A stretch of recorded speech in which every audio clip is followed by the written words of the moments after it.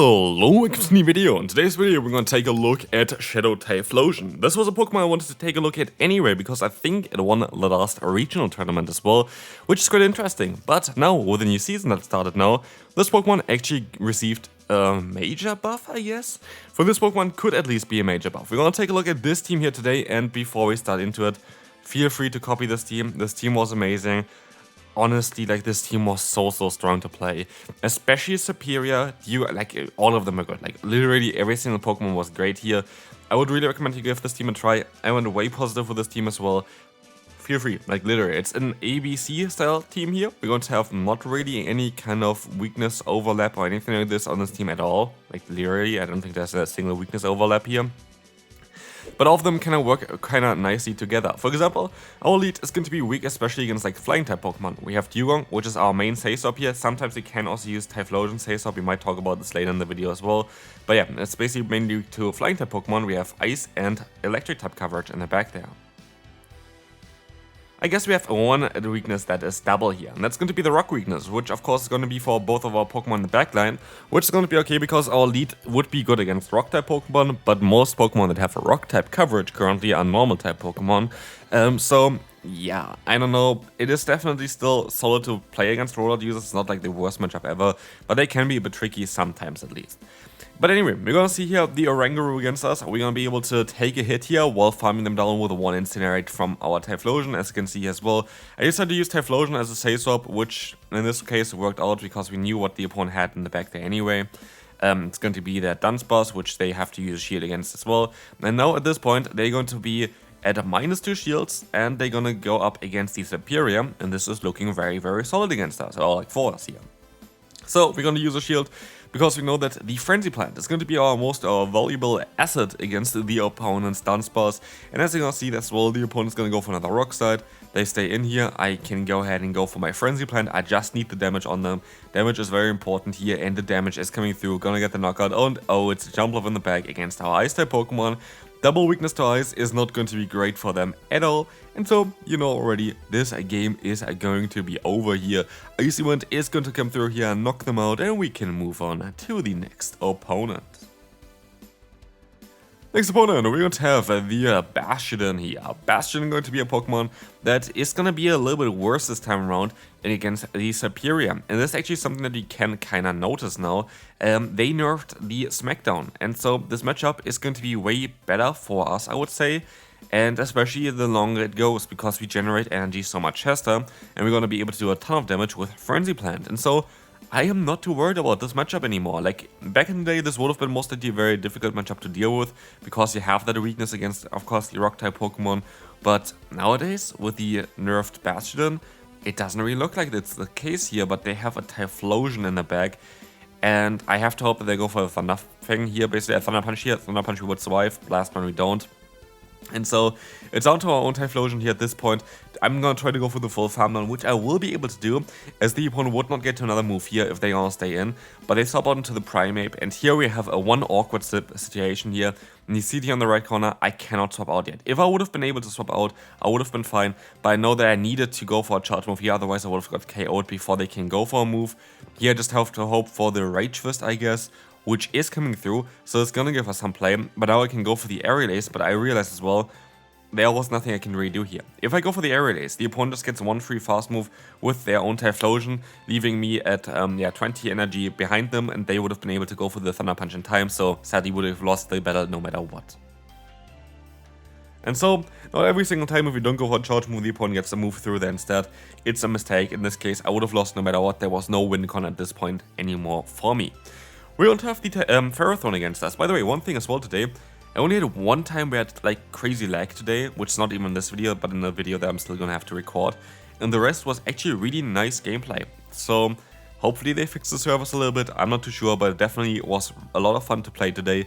Not really any issues today. And so that was actually a lot of fun today. Like, I really enjoyed playing today, which is also made me down to the teams. Like, the teams were really good. There's going to be a funny other team as well that I might showcase today or tomorrow, which you're going to see as well. I want a spicier Pokemon that got buffed. But Anyway, we're going to see here the power of Typhlosion. As you're going to see as well, we're going to have Thunder Punch stored. We're going to be able to go for that move as well, which is going to force the opponent to go for a shield, and they go for their own charge move now. I can use a shield as well here. Now we can see what they're going to have in the back, and it's going to be a Talonflame as far as I remember. Exactly. Good memories for me, and going for this extra Incinerate is actually super important. I know that I win the CMP type, I know that Thunder Punch is going to be super effective, so it does more damage than the Blast Bomb would do, but as you're gonna see, this leaves the opponent at 1 HP, putting them into farm down range for our Superior, but if he didn't get that extra Incinerate in, the opponent would have not been in range for that yet, and we would have had a way tougher time, but in this case, we're easily gonna be able to win this battle. And Diggersby is going to be next here, and Diggersby is going to be a Pokemon that I can deal with also the Dugong, so I don't need to swap out of here. There is no real reason for me to swap out of this matchup, and as you're going to see as well, I am going to be able to go for more Aerial Aces against the opponent's Primeape, and in this case as well, I can do something funny. I can just let the move go through. I don't care if they go for close combat. Go for the close combat if you want to, because now I can go for the Typhlosion play and fully farm them down. At least that's what I thought. And it did not work out as well. I thought I would be able to just knock them out with one more Incinerate there, but apparently the opponent just generates energy at such a rapid speed that I had no chance here of really doing anything other than using a shield and like 2 shields basically against the opponent, making it a way worse matchup, and now I just have to hope that there's a Pokemon in the back that Dugong can deal with. Any other way basically I'm gonna lose here, it is going to be the Mandibuzz, and Dugong is the perfect core breaker for Mandibuzz and Diggersby core. A lot of people disrespect currently the Ice typing in the current meta. Ice types are really strong. Didn't get buffed sadly this season really. I don't think there's actually really any Ice type Pokemon that got... I mean, there's some Ice Fang users. But Ice typing definitely has a lot of potential. And definitely something I would recommend you to try out as well. Here we're going to see the Mandibuzz. We can go ahead and go for a big charge move as well. It's going to be, of course, at that big Icy Wind. And we're going to see the Diggersby is coming in next. We're going to try to go for another charge move here as well. This is going to definitely take the KO and we can move on to the next opponent. Melmetal is going to be okay for us. We're going to be able to go for some Frenzy Plant damage here against them. That's going to be a very neutral matchup. We will be able to outspeed them in the 2-shade scenario though, because we're going to get to the 3rd Frenzy Plant after just 5 fast moves, not 6. The first few times you always can CMP type to the foul play and takes the same amount of time. Regenerate the energy at the same pace as the opponent as well. But actually maybe it's always kind of equal. I think it's actually always equal, so don't mind me there. But as you're gonna see as well, Frenzy Plant is coming through. The opponent stops out into the Morpeko, making it a very awkward matchup for us. But we actually play this quite clever here. We decide to go for the bait. The opponent is gonna go for the Psychic Fangs, which is totally fine. But my next goal is to try to catch the opponent's move here with our Typhlosion, which is the only really way to go here, because of course the other Pokemon is gonna just not get any potential out of there. Here at least we have most likely 1 or 2 Incinerates hitting, doing a lot of damage. If we would have been able to get this one off as well, I would have definitely put them into a range where I could just Ice Shot them down. But like this, I'm gonna be forced to go for another Frenzy Plant, which is okay. We just basically sacrificed our own Typhlosion in order to knock out this Pokemon. Now we have to hope there's a Pokemon in the back that we can deal with. It's going to be Marowak, which is definitely something that we can deal with, as we're going to have the Ice typing that's super effective against them, but sadly Rock Slide is going to be super effective against us, making this matchup not as single-sided. But as you're going to see here as well, we waited out to see that the opponent goes for a free fast move or like next to fast move there. We were able to go for the charge move in time and farm on the Melmetal to win the battle. Next opponent, we're going to have the Primeape here. Primeape is going to be one of the Pokemon that we can easily deal with as well with the Aerial Ace. I do enjoy seeing this Pokemon in the lead. Not so great for us if it's in the backline there, like we have potential to still deal with it then. But in the lead it's totally fine because we have that Aerial Ace spare. Again, if they decide to go for a close combat instead, I still have my other Pokemon in the back there as well, my Typhlosion, to just take advantage of this. But in this scenario, you're always going to be able to win the neutral scenarios with the Superior here. Like, I think the 0 and the 1-shot scenario you're going to be able to win. Here I make a bit of a mistake though. I decided to swap out of here. I should almost just stayed in with the lead. But they decided to swap out into the Miltank, which is not too bad for me. I am going to be able to go ahead and go for a big hard-hitting Blast Burn. I was not too sure if I would be able to survive 2 rollouts. We will see if we would be able to do that now as well. I would have not, so that was definitely the correct play for me. To just go straight there, not care about fast move timing.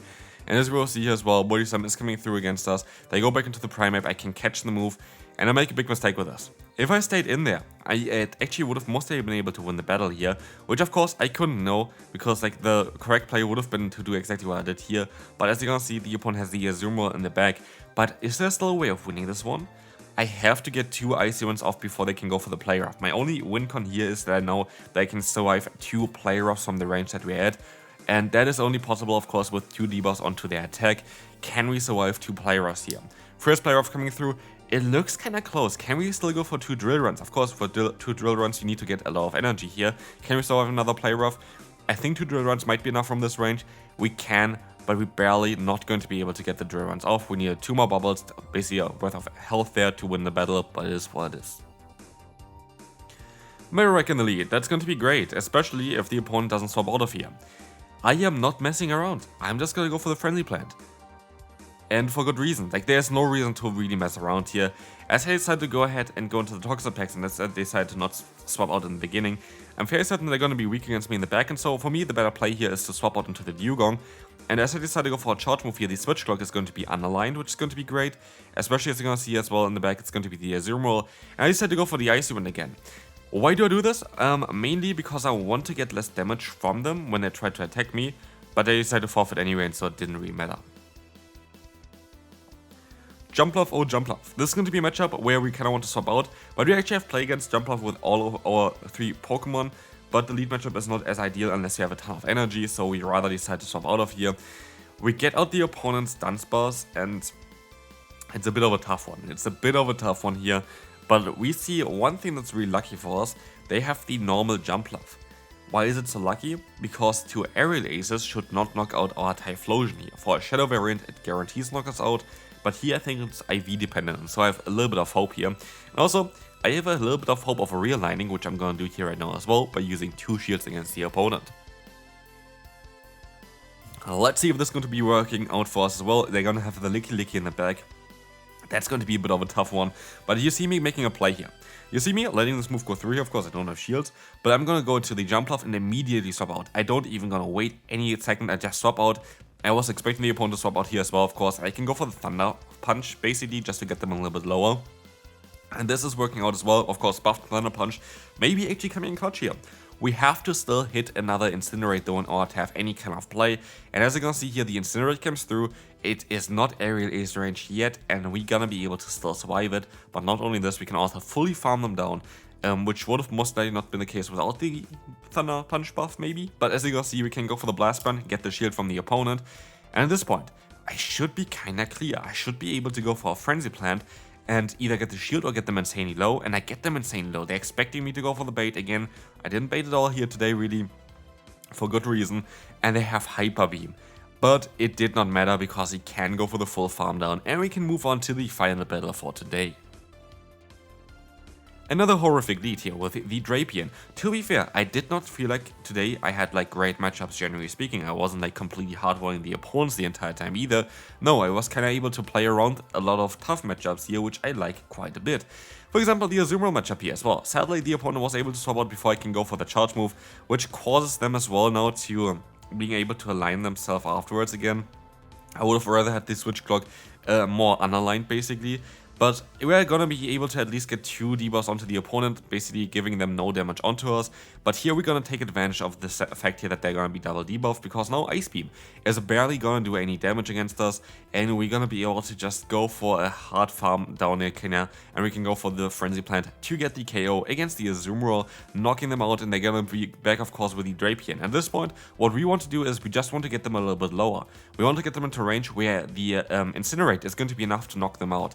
This is exactly my play here. I hope I can still survive a crunch here. I am not too sure. I am not going to be capable of doing that. And that is going to be very, very tough for me, because at this point, I kind of run out of options. I'm going to be able to go for the Icy Wind here.